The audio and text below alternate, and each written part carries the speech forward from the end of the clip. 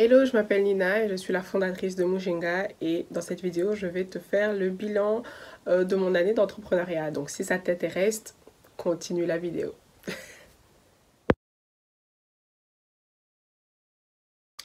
Alors, pour la petite histoire, il faut savoir que j'ai commencé mes études en 2011 en marketing. J'ai terminé en 2015 et ensuite j'ai travaillé, j'ai essayé de faire un master, bref. Et en 2018-2019, donc l'année 2018-2019, l'année scolaire, j'ai entamé des études d'entrepreneur en e-commerce. Et ça tombe bien parce que j'avais toujours eu l'idée de vouloir lancer une ligne de vêtements et plus particulièrement de t-shirts. Et à travers cette formation, en fait, il fallait présenter un projet. Et ce projet, en fait, devait tenir la route et ça devait... toute l'année, en fait, on devait travailler sur notre projet car il y avait des exercices à faire, des travaux pratiques pour certains cours et en lien avec notre travail de fin d'études qui était le projet. Donc, j'ai réussi. Septembre 2019, j'obtiens mon diplôme et qu'est-ce que je fais? Je me lance, je me lance pas, je sais pas. Et alors, j'ai mis du temps avant de me décider, j'ai mis quelques mois, j'ai cherché du travail. C'était pas terrible, la recherche d'emploi a été un échec avec mes deux diplômes, donc marketing et e-commerce. Donc je me suis dit, qu'est-ce que je fais? Parce que j'ai ce projet-là qui est dans ma tête depuis toujours. Et à côté, j'ai besoin de ressources, j'ai besoin d'un job. Mais pour le moment, ça n'arrive pas. Donc, est-ce que j'attends que le job me tombe dessus et je mets mon projet de côté ou je me lance quand même, mais advienne qui pourra. Et j'ai pris la deuxième option, c'est donc de me décider de me lancer et de me dire que advienne qui pourra, on verra si j'ai un job ou pas ou si j'empoche mon million. Et donc, j'ai commencé donc, tout ça, c'était en décembre 2019. Donc, en plus, moi, je suis née en janvier, donc mon anniversaire, c'était le mois d'après. Je me dis, oh, je vais avoir 26 ans et tout. Oh non, j'avais quel âge? Je sais même plus quel âge j'avais. Oui, voilà. J'allais avoir 27 ans. J'avais 26 ans à l'époque. Et je me dis, oh, je vais avoir 27 ans, j'ai envie de faire quelque chose qui me passionne, qui me donne envie de me lever, quoi, où je me sens utile, quoi. Et alors, j'ai décidé de lancer mon projet. Et alors, j'ai lancé ma page Instagram. J'avais programmé qu'en mars 2020, il va y avoir le lancement. J'ai trouvé un fournisseur. Qu'est-ce que j'ai encore fait? Oui, j'ai trouvé un fournisseur. J'ai cherché le packaging, comment est-ce que j'allais envoyer, tout ce qui est logistique. Enfin, j'ai vraiment pensé de tout, de A à Z, comme écrit dans mon projet, dans mon business plan. Je pars en Afrique du Sud, je fais des photos, tout se passe bien. Février 2020, je me sépare de mon fournisseur car voilà, le manque de professionnalisme, etc. Et c'est là, en fait, que j'ai pas été assez exigeante, en fait. Je crois que je l'ai laissé un peu trop me malmener, me maltraiter.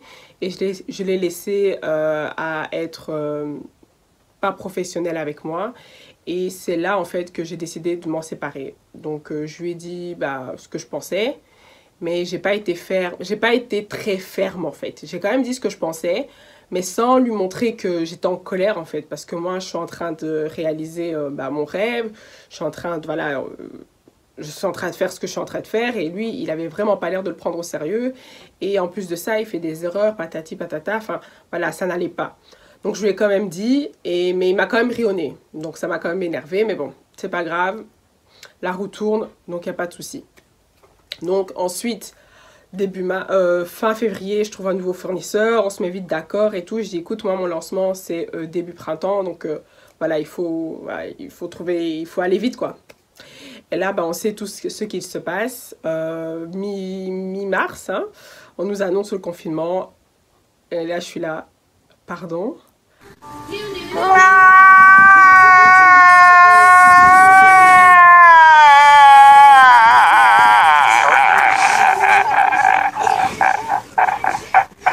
Pardon? Mon fournisseur qui m'appelle et qui me dit ouais, mais en fait ça va pas le faire, la production est à l'arrêt à cause du Covid. Et je suis là, mais je fais comment en fait? Je fais comment? Comment est-ce que je fais? Franchement, j'étais là, j'étais dépitée, j'étais vraiment dépitée. C'est là que je me dis, écoutez, est-ce que je prends une décision? Enfin, quelle décision je vais prendre en fait? Qu'est-ce que je fais? Est-ce que je continue? Est-ce que je suspends? Est-ce que j'arrête tout et je me dis, bon, ce sera pour une prochaine fois et je continue à chercher du travail? Enfin, c'est comment? Je ne savais vraiment pas. Et en fait, moi, tous les matins, je me levais, je faisais ça et ça m'animait en fait.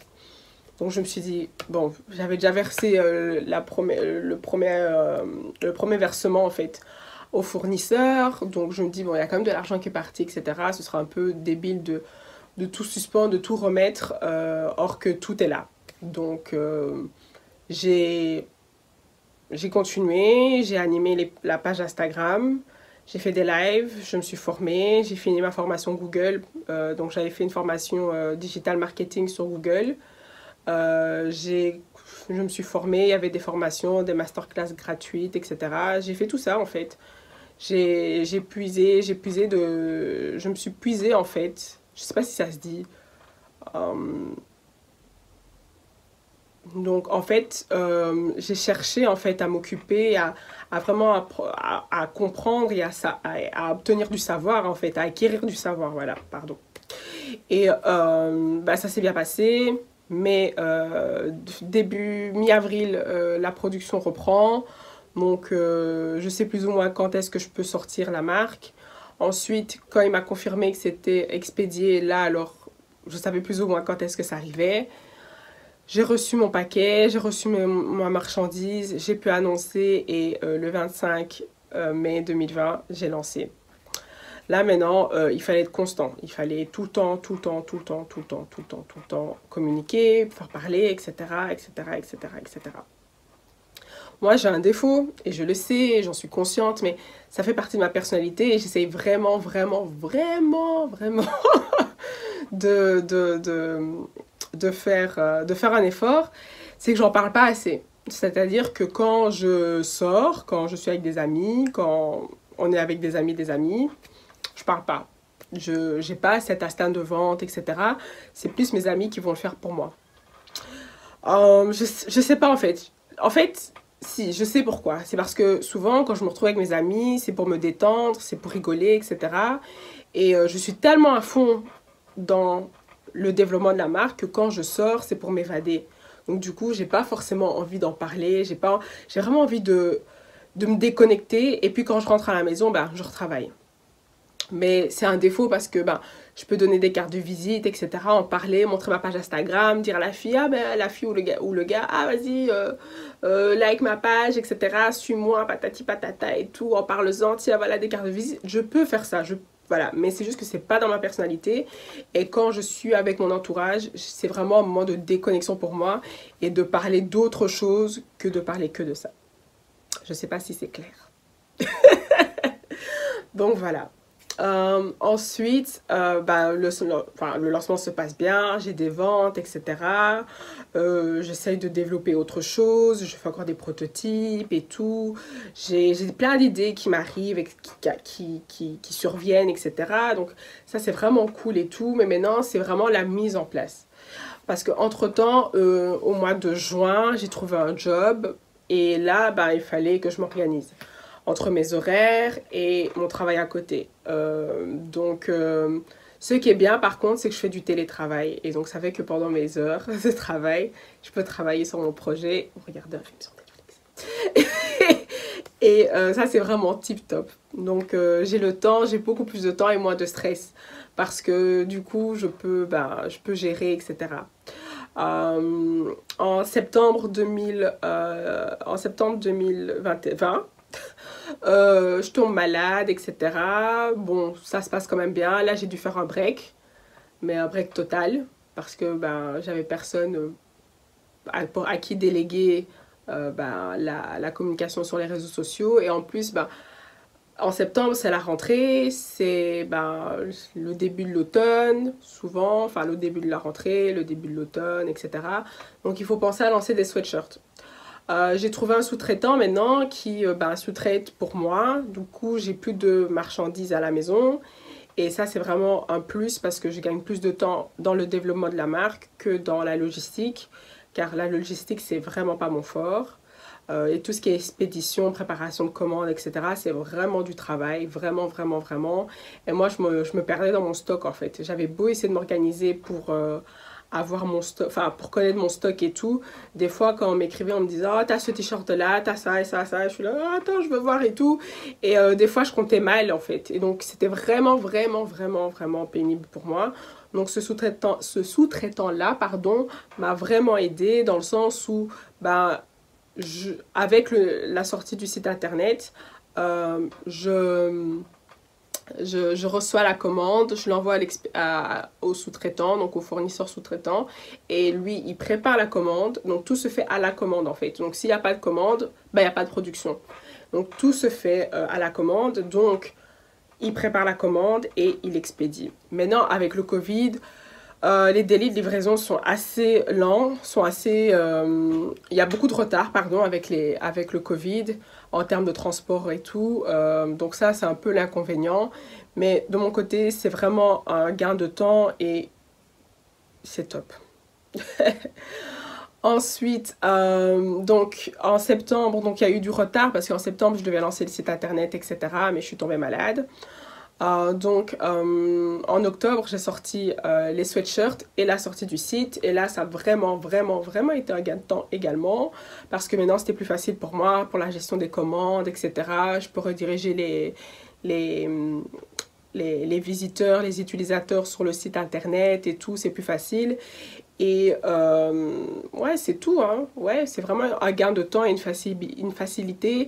Et en termes de communication aussi, maintenant je peux dire sur Instagram, le lien en bio, allez en lien en bio, voilà, patati patata. Donc ça, c'est quand même cool. Donc voilà. Donc ici, on va parler de la communication. Donc, je voulais aborder ce sujet-là parce que c'est quand même super important. Et malgré les études de marketing et e-commerce que j'ai fait, oui, j'ai eu des cours de com. Mais la théorie et la pratique, c'est pas la même chose. Et des fois, je suis tellement baignée dans mon projet que j'oublie en fait. J'oublie d'aller voir mon bouquin, j'oublie d'aller voir d'aller voir ma théorie, etc. Et de dire, ah oui, c'est vrai, c'est comme ça, patati patata. Donc des fois, ça s'oublie tellement que je suis dedans. Mais en soi, ça va. Aujourd'hui, ça va beaucoup mieux parce que je sais maintenant qui est ma cible. Donc je sais comment m'adresser à eux. Même en termes de branding, en termes d'image sur les réseaux sociaux, je fais des templates, etc. sur Canva. Je fais beaucoup de... Enfin voilà, ça m'aide beaucoup en fait d'avoir une identité visuelle parce que c'est super important en fait. Et ça, je n'avais pas assez travaillé au moment du développement. C'est l'identité visuelle de la marque. Et c'est quelque chose que j'aurais dû peut-être faire. J'aurais peut-être dû me concentrer un peu plus avant de me lancer. C'est peut-être une erreur de ma part. Mais l'identité visuelle est super, super important et je me rends compte. Donc, c'est vraiment fabriquer, construire son identité visuelle, sa communication. Tout ça, c'est très important. Sur Instagram, l'agencement des photos, c'est super important. Moi, je suis une éternelle insatisfaite. Donc, c'est très important pour moi d'avoir un feed Instagram très fluide en fait, très beau, très cohérent et de transmettre en fait à travers les photos l'identité visuelle que je veux que la marque ait en fait.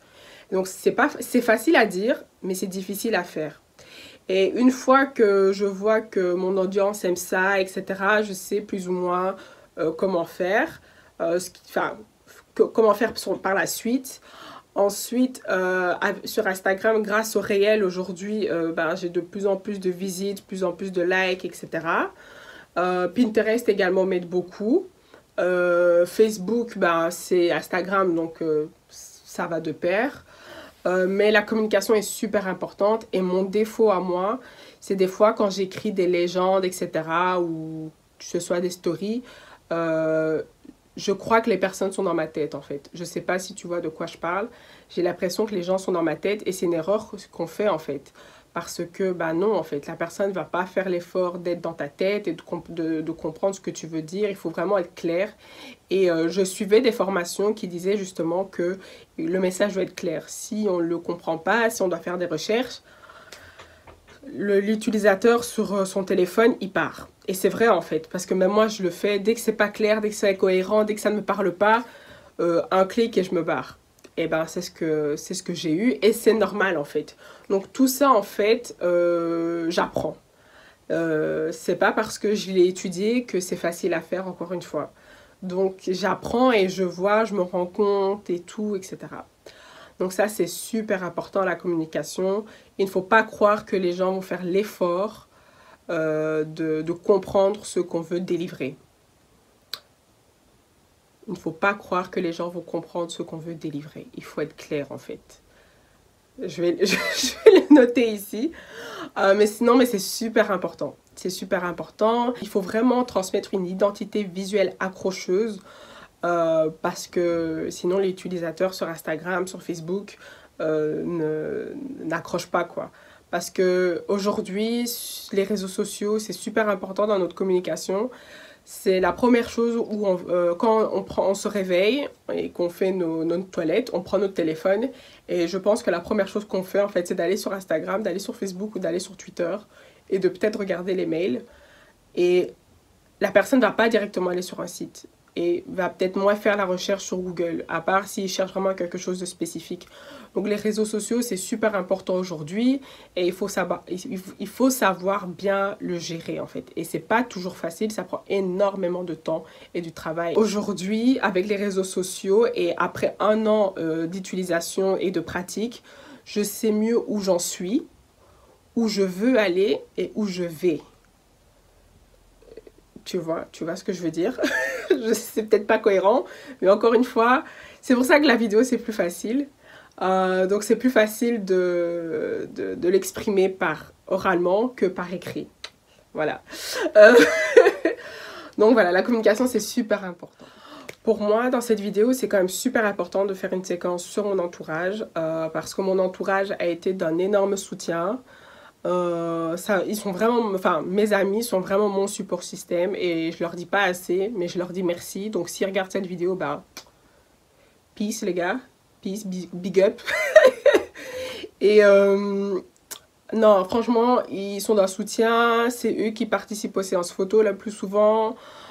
Pour la collection African Queen, bah, y a même des filles que je connaissais pas à qui j'ai demandé j'ai demandé à une personne qui a demandé à des copines qui ont accepté. J'ai fait leur connaissance ce jour-là. Enfin, franchement, je me rends pas vraiment compte des fois, mais mon entourage, franchement, fait vraiment le good job en fait, fait vraiment tout ce qu'on peut attendre d'un entourage. Moi, je me suis toujours préparée psychologiquement à me dire que ouais, ils vont peut-être pas me soutenir, mais c'est pas leur projet. Et ça m'a aidé à garder la tête dure quand même, de pas être trop déçue et pas vouloir trop abandonner. Et au final, c'était tout le contraire parce que bah, ils étaient là, ils m'ont soutenu, ils me demandent après moi, ils me demandent après mon projet, ils me demandent si je vais bien, etc. Enfin, des fois, ils ont déjà vu mes péripéties et tout, que ce soit avec le fournisseur, que ce soit par exemple des fois avec des fois j'ai des messages et tout en DM et tout un peu gênantes, etc. Je leur montre et tout, mais ils sont là, ils sont vraiment d'un soutien, que ce soit par photo, vidéo et tout, ils sont toujours chauds en fait à vouloir participer et ça c'est vraiment top. Donc ayez des amis comme ça vaut de l'or. Donc voilà, j'espère que la vidéo t'a plu. N'hésite pas à la partager, commenter et liker. Ça peut toujours être bénéfique pour quelqu'un qui veut se lancer, qui n'ose pas. J'espère que mon témoignage et le bilan que j'aurais fait dans cette vidéo aura pu t'aider ou aura pu aider quelqu'un de ton entourage. Donc n'hésite vraiment pas à partager cette vidéo. Et moi je te remercie du fond du cœur d'avoir regardé la vidéo en entier et de visiter le site, de m'écrire et de faire tout ce que les personnes font en fait, et de me donner la force en tout cas de continuer et de croire en moi en tout cas. Donc voilà, peace.